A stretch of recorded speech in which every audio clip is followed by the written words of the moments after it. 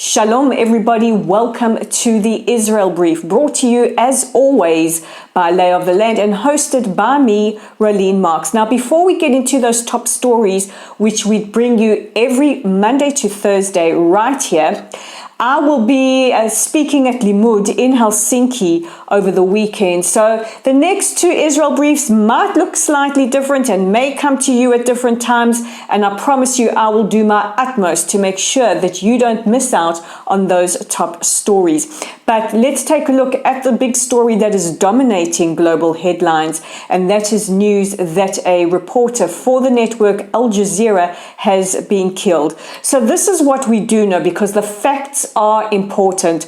I have noticed that certain news channels like Al Jazeera themselves, the Sky News, the Irish Examiner, and several others have already come to conclusions. These are the facts that we know.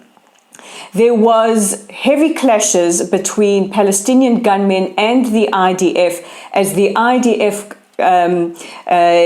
embarked on counter-terror operations in the city of Jenin in the West Bank early this morning.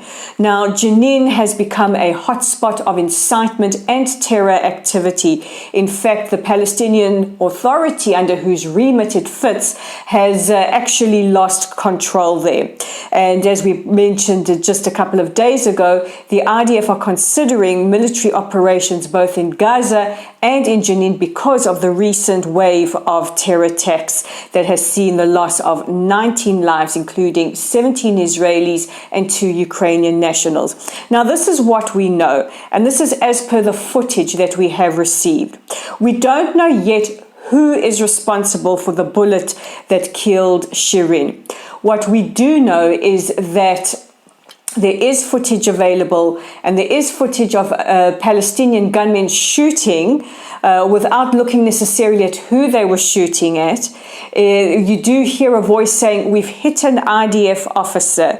Now, Shirin al-Akleh, who was the journalist that was killed when a bullet struck her in the head, was wearing a protective vest and reported to be wearing a helmet.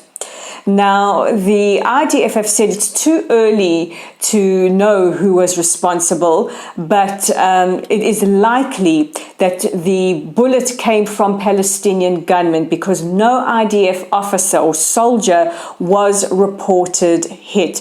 This is very, very important.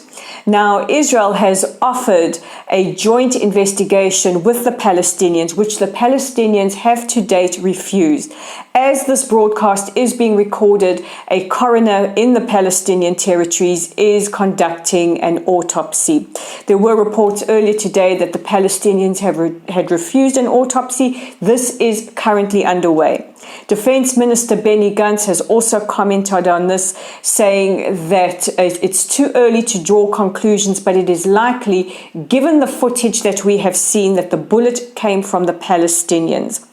Naturally, this has been condemned by Al Jazeera, Qatar, Hamas, and several others. Now, we will be following the story closely, but it is very, very important that we understand the facts on the ground, because it seems that many have already drawn conclusions. The Jerusalem Press Club, as well as the ambassador from Australia to Israel, have expressed their condolences over the death of al-Akleh, but have cautioned against jumping to conclusions until a proper investigation has been concluded. It is very, very important that the press remain free, unhindered, and democratic. And we express our sincere condolences at the horrible loss of life. In other news, a story that only seems to be trickling out now, but made the headlines here in Israel, is news that Lufthansa have apologized for a grossly discriminatory incident that happened last week. So what happened, you ask? Well, let me tell you. On a flight that was bound from Frankfurt to Budapest, there was a group of Haredi or ultra-Orthodox Jews that came from New York. Now, the policy of Lufthansa is for passengers to still wear their masks. However, several passengers, no more than about 3 or 4, declined to wear their masks. These were ultra-Orthodox passengers. Now, instead of reprimanding and pulling aside those who refused, Lufthansa, or their ground staff on this particular flight, asked all easily identifiable Jews to please leave the plane. And the member of staff responsible for this was recorded as saying, "The Jews are responsible for this mess." Now, of course, this is grossly anti-Semitic as well as discriminatory, and begs the question, would any other minority community be held responsible for the transgressions of 2 or 3 people? I would wonder what you would have to say about this. Yesterday, Lufthansa issued an apology. They said they regret the incident and they are investigating it and want to work in close contact with communities that were affected by this so that they can come to a greater understanding. They also said that they do not tolerate any anti-Semitism or racism. However, they neglected to mention that the ethnic minority community that were targeted were the Jewish community. Lufthansa, you might want to do better on your apologies as well as your behavior next time. Now, we've been following what has been happening with the coalition government quite closely over the last couple of days. And yesterday we brought you the news that the vote of no confidence did not go through. Well, today we had news that Mansour Abbas and his Ra'am party have re-entered the coalition, which puts an end to some of the turmoil and some of the tension of late.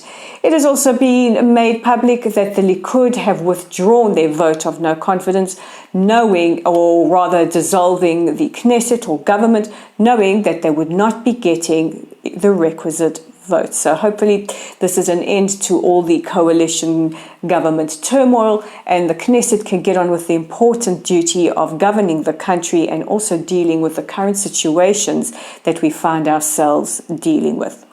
In more positive news, and we always try to end our broadcast with some positive news, we brought you the story a couple of weeks ago that Russia had been voted out of the United Nations Human Rights Council. Well, it has been reported by UN Watch that the Czech Republic will be replacing Russia on the UNHRC, which bodes very well for Israel because the Czech Republic has the strongest record in Europe of opposing any anti-Israel resolutions and rhetoric at the United Nations and their various bodies. So this brings you to the end of this broadcast. Don't forget to check out our website on www.layoftheland.online. Our Facebook community can be found at Lottel's site. Like us, follow us, share our content. Our YouTube channel is at The Israel Brief. And we would love it if you like our content, share our content, and very importantly, subscribe so we can get those Google Analytics up. We're also on Twitter at LayOfTheLand5. So I'm Rolene Marks, wishing you all a wonderful rest of your day. I may be looking a little bit disheveled and tired tomorrow after a late night flight, but I look forward to catching you then. Don't forget, this is the Israel Brief. Thank you for watching, and I'll be back with your news headlines tomorrow.